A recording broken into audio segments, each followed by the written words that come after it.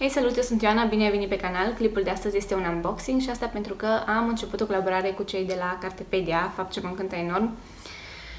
Deoarece la ora actuală Cartepedia este librăria mea online preferată și o să spuneți bine cum să nu fie din moment ce îți trimit cărți gratis. Nu acesta este motivul. Adevărul e că ei știu cum să-și câștige clienții. Și pe lângă ofertele irezistibile pe care le au și transport gratuit din când în când, ei la fiecare comandă de minim 25 de lei îți dăruiesc și un voucher în funcție de valoarea comenzii tale. Poate fi de 10 lei, de 25 de lei, nu știu dacă au și mai mare, habar n-am. Și în plus, în fiecare colectă o să găsești și o mică atenție personalizată, dacă pot să-i spun așa, din partea lor. Au început când au împlinit 3 ani cu aceste... îmi scapă de numirea lor acum. Cu un citat pe ele. Iar apoi au venit cu aceste semne de carte magnetice, tare drăguțe de altfel. După care au venit cu aceste creioane pe care scrie citești, iubești, cartepedia.ro, iar în ultimul colet am găsit acest semn de carte pe care, cu motoul lor, de fapt, la noi fiecare carte are omul ei. Mă întreb cu ce o să mai vină. Însă ceea ce mă încântă cel și cel mai tare la această colaborare este tocmai faptul că eu îmi aleg cărțile și asta este foarte important pentru mine. Vreau să vă mai spun că absolut toate cărțile pe care le-ați văzut pe acest canal și cele pe care o să le vedeți, mă refer la cărțile care provin din colaborări, sunt aici pentru că eu mi le doresc în primul rând, sunt aici pentru că eu consider că acestea corespund gusturilor mele literare și sunt aici pentru că sunt în wishlist-ul meu. Așadar, nu o să mă vedeți niciodată promovând cărți care nu sunt pe placul meu sau să laud o carte când nu ar trebui, doar de dragul unei colaborări. Booktube-ul nu este doar despre colaborări, Booktube-ul este comunitatea în care vorbim deschis despre ceea ce ne place și ceea ce nu ne place la o carte, fără să fim constrânși de edituri sau librării. Și ceea ce vă sfătuiesc și pe voi în momentul în care obțineți o colaborare este să vă asigurați că puteți să vă spuneți părerea sinceră despre cărțile pe care urmează să le primiți. În momentul în care ridicați în slăj o carte care nu v-a plăcut și asta doar ca să fiți pe placul celor care v-au trimis-o, cred că o să ajungeți să nu vă mai placă atât de mult Booktube-ul și o să ajungeți să-l priviți ca pe o obligație, asta fiind constrânși de situație.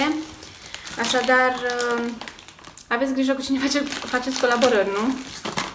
Înainte de a desface coletul, vreau să vă mulțumesc vouă tuturor celor care mă urmăriți clip de clip și care mă susțineți.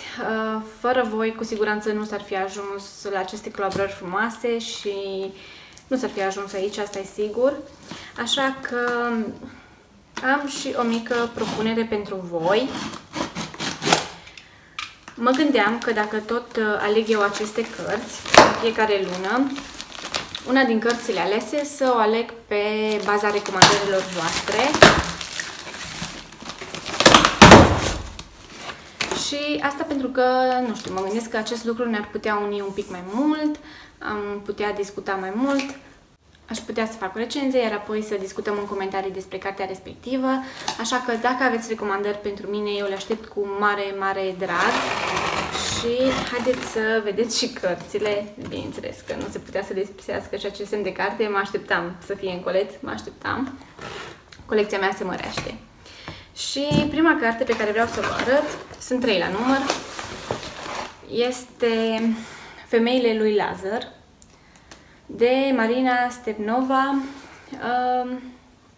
Este apărută la Curtea Veche și nu știu foarte multe lucruri despre ea, dar mi s-a părut foarte interesantă descrierea și vreau să încerc și altfel de cărți care, nu știu, vreau să fie ceva cât mai divers pe acest canal, nu doar young adult și mai știu eu ce.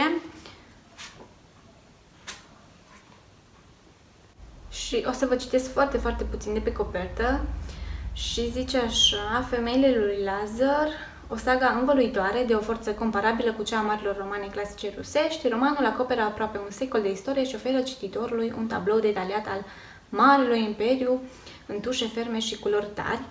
Figura centrală a romanului este Lazar Lind, geniu al științei sovietice și purtător jovial al unei evreități neasumate. Identitatea lui se construiește din perspectiva femeilor care îi influențează destinul.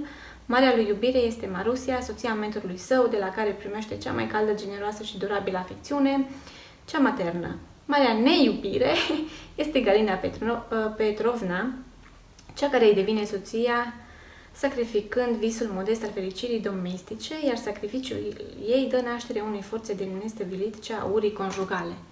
Da, sună foarte interesant. Apropo, dacă vreți să discutăm despre cartea aceasta pe canal, să-mi spuneți, pentru că eu chiar aș fi încântată să fac o recenzie.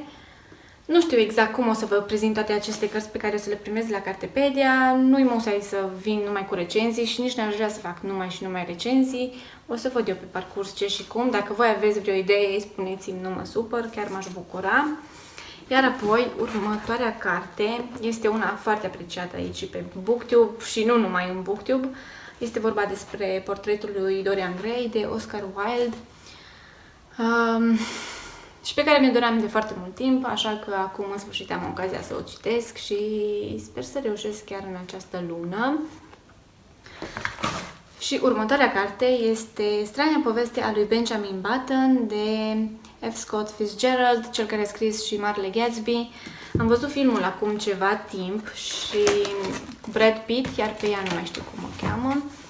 Și filmul mi-a plăcut foarte mult, însă vreau neapărat să citesc și cartea, sunt curioasă de diferențele dintre carte și film și abia aștept. Așadar, acestea sunt cele 3 cărți primite de la Cartepedia. Sunt foarte încântată de acestea și abia aștept să văd cum o să mi se pară. Așadar, eu le mulțumesc din suflet celor de la Cartepedia și vouă că sunteți aici clip de clip alături de mine. Iar dacă aveți unele sugestii sau recomandări de carte, așa cum v-am spus și mai devreme, aș fi tare încântată.